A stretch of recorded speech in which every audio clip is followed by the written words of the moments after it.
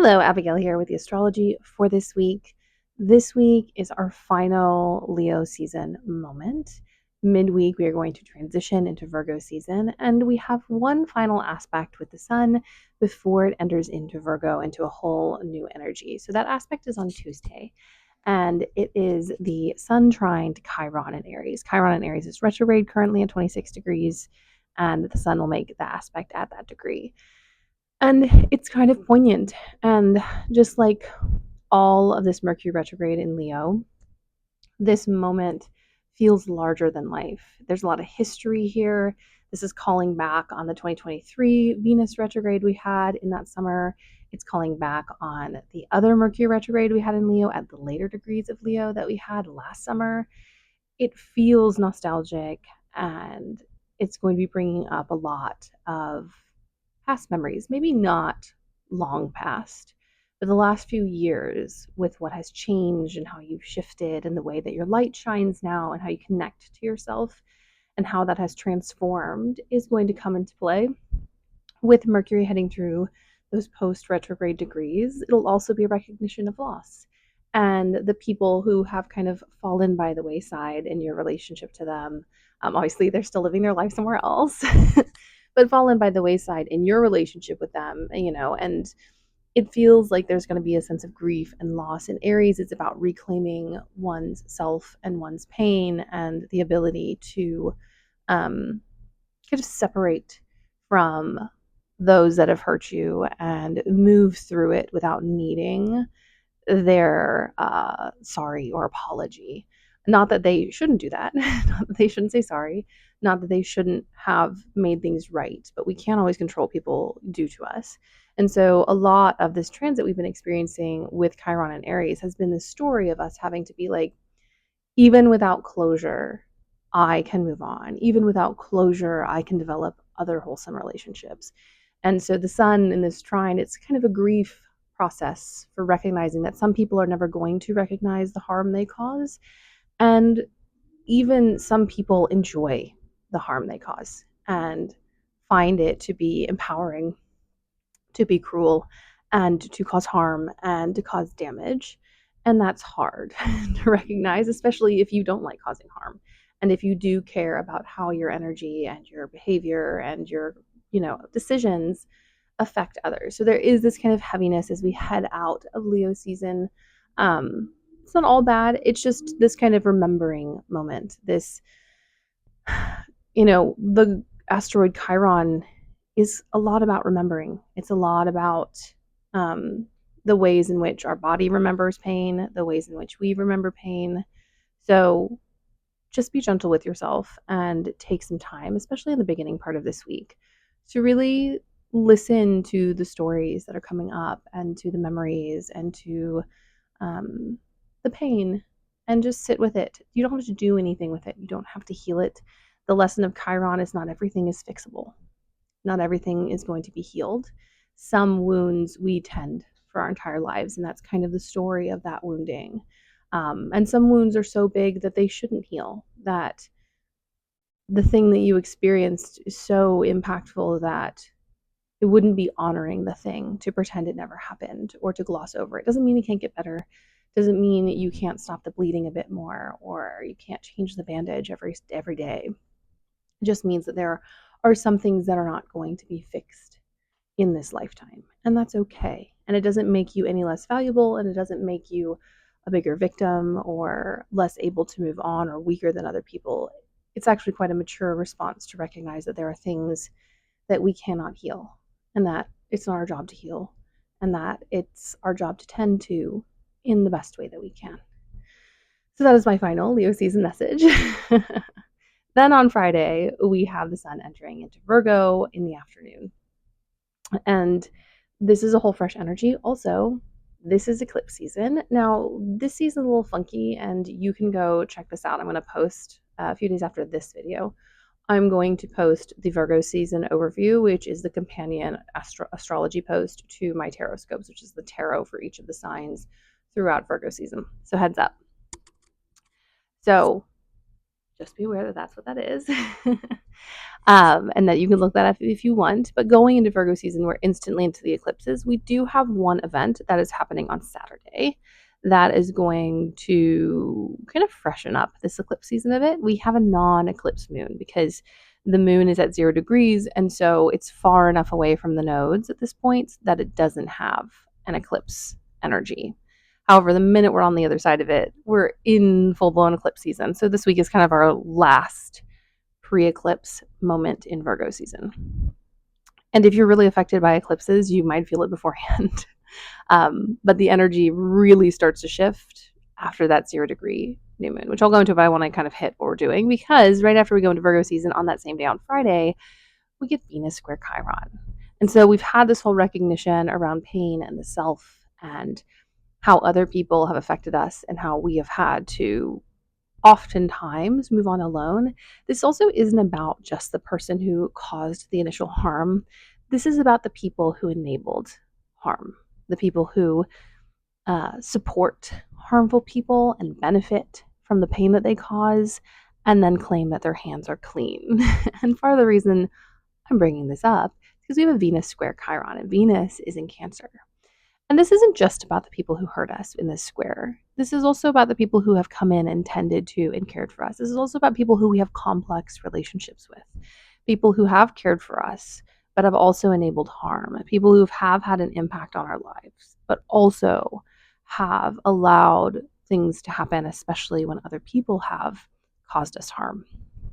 You know, this is about the people who say, I'm not taking sides. People who do not take sides in a violent situation are taking sides with violence. People who do not take sides in a situation where there is harm being caused are on the side of harm. It is the same with world events. It is the same with protecting other communities. If you do not take sides when a community that is yours or that is adjacent to yours is being attacked and harmed, you are with the side of the aggressor and you're with the side of the oppressor. So always take a side. And this is a day to honor and to sit with the pain of those complex relationships. I'm not talking about people who always do harm. I think there are some relationships where people unintentionally have caused harm. I think a lot of this, especially in the context of astrology, excuse me, has a lot to do with how long this person participated in the harm and what they did after you called them out or confronted them. Or maybe you chose not to because you valued the relationship in the way it stands, which is completely valid as well. Just always protect yourself. Um, but this is about those people. This is about the people who were meant to take care of us and who haven't. This is about the people who have sometimes taken care of us and who have sometimes caused really big damage without meaning to. This is also the people who were not taking care of themselves and were never taught to take care of themselves, who then perpetrated harm. A lot of this aspect is about parents and children, especially with Cancer. I don't always associate Cancer with just the mother because I don't believe in gendering parental roles. I don't think mother and father are different variations. Now, in society, they definitely are. But I think realistically, they are not different. Now, obviously, there's a physical difference if there's a female body because of the physical toll of just childbirth and nursing, if you do nurse, and things like that. But when it comes to the context of care and who puts in the most, I don't think they should be separate. So, whenever I talk about Cancer, I believe it is parenting, period, if I'm putting it in the context of family. So this is a lot about parents and how they have failed us. Also, I don't think it's fair to expect more from someone who is a mother figure or who is born into a female body than to expect less from someone who's born into a male body. Wild behavior, guys. Insane that we would expect more from someone who has to give more just because of the way their body is built. I also think this Venus square Chiron is going to bring up stuff around reproductive rights and health. I don't often do mundane astrology predictions. I tend to focus more on the natal chart and people. But this type of aspect is going to bring up things like Roe v. Wade's overturning, the loss of rights that people who are considered women or were born into female bodies have. I've seen this posted several times recently. And it is, that women's rights and the rights of someone in a female body change by state. People born in a male body don't experience a loss of rights across countries unless it's like a general loss of rights, right? Like everyone loses those rights. But women and people born in female bodies or perceived as women have less rights across the globe than men, even in quote unquote developed countries, which is also garbage. We can talk about that later. Even in developed countries, this concept of women getting paid equally, very few countries have equal pay for women and people that are not considered men. So this square is going to be highlighting the injustice of these things and the way that people that we care about and love also support these things and how we handle and manage the pain of that wound and also seeks forms of justice and rectification and care. So just be aware. Then moving on to Saturday, we have this Virgo moon at 0 degrees. It's at 2 a.m., so it'll be very early in the morning on Saturday. And it's square Uranus. I'm going to do a whole other video on that, so you can look out for that either 2 to 1 days before Saturday. But it's a really great time to preset for the moon. Also, something I was encouraged for the moon, for the eclipses. Sorry, guys. Mercury's in my 12th house. There's not a whole lot that's clear at this moment, and it jumbles up my language. So then we have, let me regather my thoughts because my dog is scratching the door. Yeah, so the Virgo new moon, to reset, guys. The Virgo new moon is a really important point and moment here for pre-clearing and presetting the eclipses. Something I tell people is eclipses very often speed up what is already happening and what is already meant to happen, like a form of destiny. Obviously, you can adjust that. I don't believe in like pure destiny, where like nothing can change and you're just forced to go along. But when you enter eclipse season, whatever's already in the works simply moves faster and bigger. So this is a great time to preset some things that you would like to have happen in the eclipses. If you are looking for a job currently, pop those resumes in on or around this Virgo new moon, or the days leading up to it. If you want to have a certain conversation or relationship, get that planned at this new moon. Probably don't have it during the eclipses, but kick it off and see what happens. I will warn you, things do heat up. So if you are not ready for really big changes around the topics that you want to preset, you can leave it up to the universe to do it at once. But that's kind of how I like to interact, knowing that I can't control everything, but kind of, putting some things out into the universe to let the eclipses grab onto and carry off.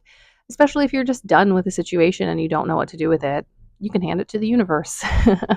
Then on Sunday, we have the Sun square Uranus. This is our first Sun square with this new Uranus in Gemini.